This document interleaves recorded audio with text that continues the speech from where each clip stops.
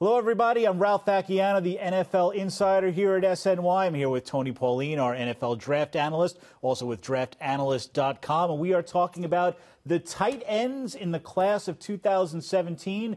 And, Tony, when I first started thinking about mock drafts and who the Jets and Giants might pick, O.J. Howard jumped out at me as a guy that I thought the Giants would get at number 23. It was a no-brainer pick for them. And the more I talk to people about O.J. Howard, the more it sounds crazy that he would even be there at 23. How good is this kid from Alabama? If he plays up to his potential, he is an all-pro type of tight end at the next level. He is the closest thing at the tight end position in this year's draft to a can't-miss prospect. But the fact is he has to play to his level of ability. I mean, during the Senior Bowl in January, he was tremendous. He was a great blocker. He showed the ability to get downfield easily. His 250-pound body caught the ball like a receiver, just dominated the week of, at the Senior Bowl. The problem is he didn't always do that at Alabama. You know, sometimes when you watch the film, he kind of gave half efforts, finishing blocks. He looked a little bit disinterested, didn't have great production. Part of that was because of the Alabama running offense. But the other question is, you know, do you have to light a fire on this guy? At the top of his game, he is dominant. He is worth a top 10 pick where he may go. He is a three-down player at the position. He can block. He can pass catch in the short and long field. He can do everything he wants you ask him to do when he's motivated. It's interesting that you say that he's worth a top 10 pick because tight ends historically don't go that high. There's actually been no tight ends drafted even in the first round since 2014, only 2 since 2011. And in the last 20 years, only 3 have gone in the top 10. Howard sounds like a guy who could change that. Is he somebody that the Jets should think about at number 6? Depending on who else is there, I'm going to say no, because they have so many needs at so many positions. There'll be better safeties there. There may be better cornerbacks there.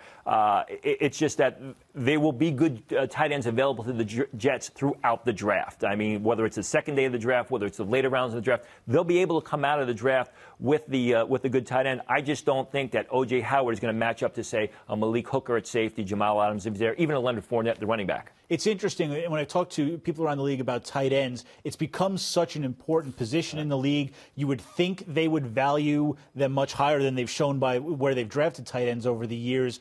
But they always say, well, they have to be a playmaker. It can't just be a guy who does a lot of blocking and catches a few passes. It sounds like there might be a few playmakers, but certainly O.J. Howard would be one of them. Absolutely. Look like Rob Gronkowski has basically changed the position. I mean, the way he dominates as a blocker and the ability to get down the field. But again, if the Giants don't get O.J. Howard with the first pick, if he's not available to him, you got other guys. David Njoku of Miami of Florida. They like Gerald Everett of South Alabama, who's a tremendous playmaker. Guy runs in the 4.6s, plays to that speed. He's more of a second-day guy. Evan Engram at the Combine ran in the 4.3s. A guy who can also block, be a downfield pass catcher. He's got to do it on a more consistent basis.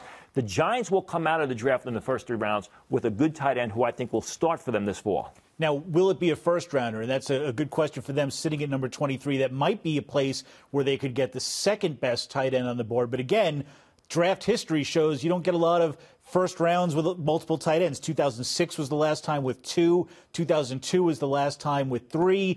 You mentioned David Njoku, a New Jersey kid, played at Miami, a guy I heard that the Giants liked. They canceled a visit with him late in the process, though. Is he a guy they could draft? And is he worth a first-round pick? I think he's more of a later first-round choice, so the answer is yes. But again, you have to see what other players are available. Is there a top left tackle there, Ryan Ramczyk, maybe a Garrett Bowles of Utah if he slides down to there? I think that would be a priority. But even if they don't get a tight end in the first round, there'll be plenty of tight ends available to them during the draft second day that they can select. One of the guys who will be available after the first day is Jake Butt, the tight end from Michigan.